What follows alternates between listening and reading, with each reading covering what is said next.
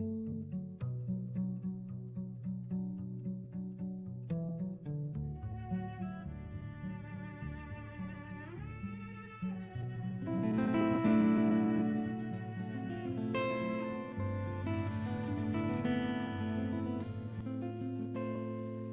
araw ako'y nadalaw sa bahay tambakan. A fragile dwelling exploring home, inequality, and human dignity in Gary Granada's Bahay. Gary Granada's concept of Bahay feels like a quiet, searing wound, a wound we know exists but too often choose to look away from. In the juxtaposition of wealth and poverty, he does not simply describe structures made of wood, cardboard, and metal. Instead, he draws a stark portrait of human fragility and survival. The song echoes with the lives of people who live within walls that barely hold together, as if the very existence of their shelter reflects the tenuousness of their place in society. It is not merely about space, it is about belonging, or the lack thereof. Bahay is not merely a roof over one's head. It is a symbol of identity, dignity, and security. Yet in Granada's world, a Bahay for the poor becomes a fragile illusion, a house that never quite feels like a home. The families living in cramped, makeshift shelters are like birds with broken wings, resting in nests made from discarded materials, while the mansions nearby loom like unfeeling giants, empty and soulless. Here, Bahay becomes a metaphor for abandonment, not only by society but also by the moral conscience of those who have more than enough. These homes seem to have foundation, not only literally but spiritually, as though they hover in a space of neglect, never truly grounded. Granada does not need to preach. The weight of his imagery does that for him. Rusty tin roofs, discarded tires, and broken planks are not merely pieces of debris. They are the remnants of a society that has forgotten its obligation to care for all. The Bahay tambakan serves as a stark reminder of those who have been left behind, those who live on the scraps of other people's prosperity. Yet despite these conditions, these families endure. Through their perseverance, they transcend both their broken shelters and the circumstances that have confined them. But even endurance becomes a quiet tragedy, for no one should have to discover strength only through such desperate conditions. There is something deeply visceral about imagining a family, parents, children, perhaps even grandparents, all packed together and surviving within walls that barely stand. The image evokes sentiments of coziness and the idea that home should be a place of safety and affection, where one's heart and mind can finally rest. Yet that dream is dashed in Granada's Bahay. When the ground beneath you is unstable, repose is not truly restful, and love cannot fully bloom amid the gloom of corroded metal and decay. As a Filipino, it is difficult not to see this song as a mirror reflecting the deep inequalities within our own society. We recognize these images of shanties and sprawling mansions. We have passed them by, sometimes without even looking, as if we have grown accustomed to the glaring contradictions of wealth and poverty existing side by side. Granada's lyrics push us to look closer, to feel the oppressive heat inside cramped and overcrowded houses, and to sense the staleness of neglect. They offer us an opportunity to confront our own numbness and to recognize that perhaps we too have participated in calling these places Bahay, even when we know deep down that a home is meant to be more than this. It is not merely about what is fair or just. Granada poses an almost existential question.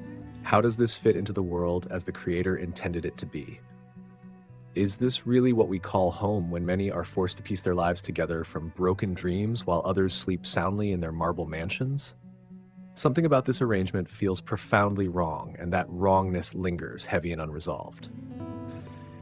Granada's definition of Bahay is more than a criticism. It is a lament.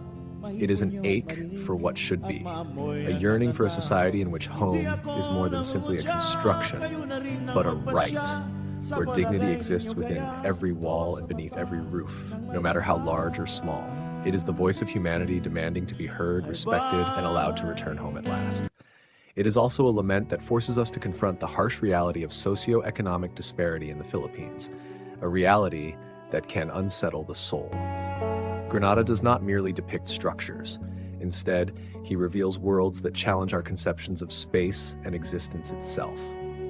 This becomes especially striking when viewed through a phenomenological hermeneutic lens. The song invites us to experience Bahay as more than a physical dwelling. It becomes a lived reality, a space through which human beings encounter themselves, others, and the world. In the phenomenological sense, Bahay is not a stable or purely objective idea.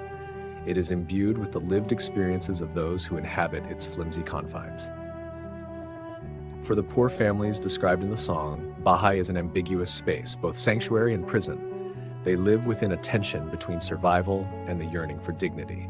The Bahay tambakan, patched together from debris and scraps, becomes a metaphor for how society sees them, discarded, forgotten, and treated as an afterthought in the grand narrative of wealth and power.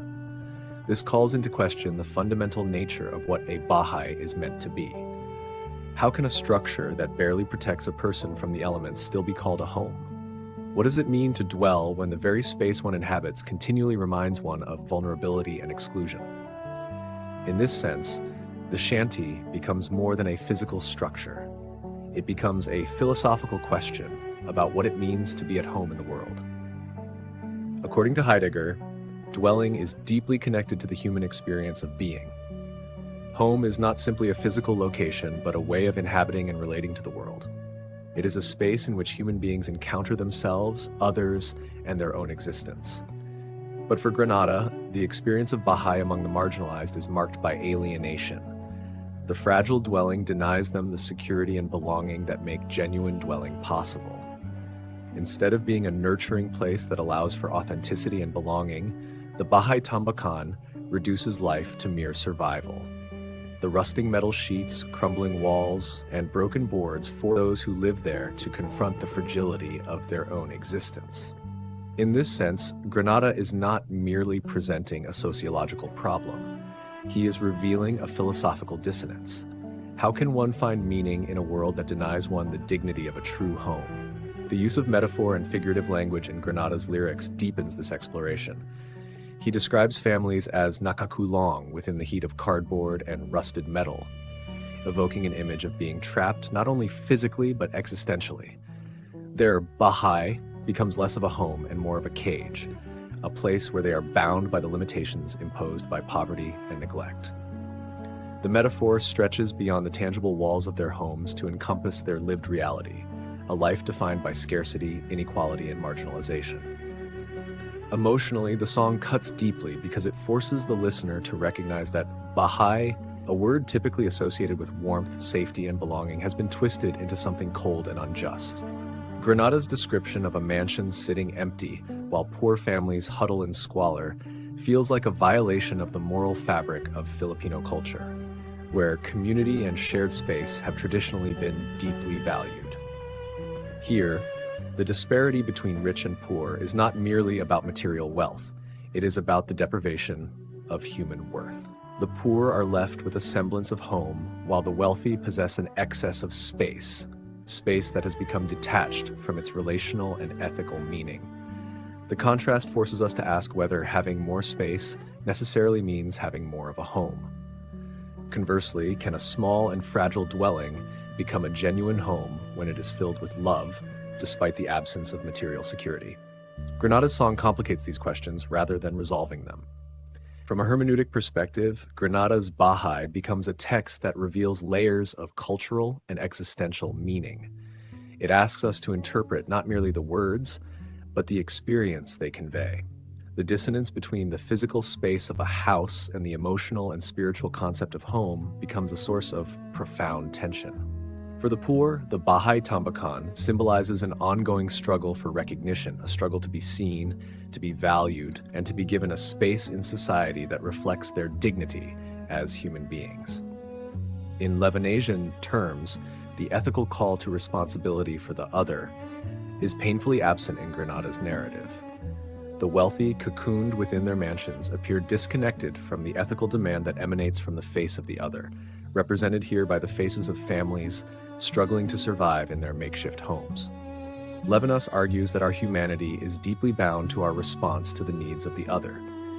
Yet the silence of the powerful in Granada's song reflects a failure of this fundamental ethical obligation. The invisible suffering of the poor thus becomes a haunting presence that we, as listeners, are forced to confront.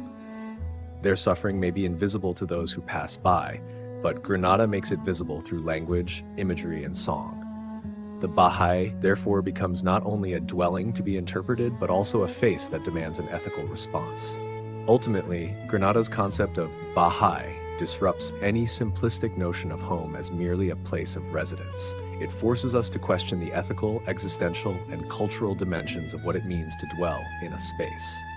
Through subtle metaphors and powerful imagery, he reveals that Bahay is not simply a structure, but a symbol of human worth, dignity, and belonging.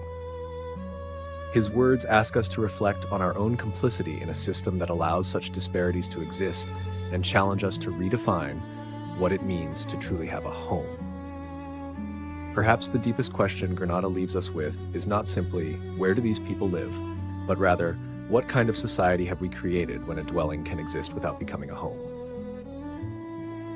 Through a hermeneutic phenomenological reading, Bahay becomes an invitation to enter the lived world of the other, to see dwelling through the eyes of those whose shelters are fragile, whose security is uncertain, and whose dignity is too often overlooked.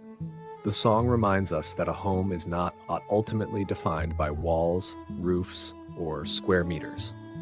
A home is where human existence is received with dignity, where one is allowed to belong, and where life can unfold without constantly being threatened by the conditions of survival. In the end, Granada's Bahay remains both dwelling and question, shelter and wound, refuge and reminder. It asks whether we are willing to recognize that the dignity of another person is also a demand upon us, and perhaps in confronting the fragility of their homes, we are ultimately being asked to confront the fragility of our own humanity. This is Juani Bagumbayan on Gary Granada's song, Bahay.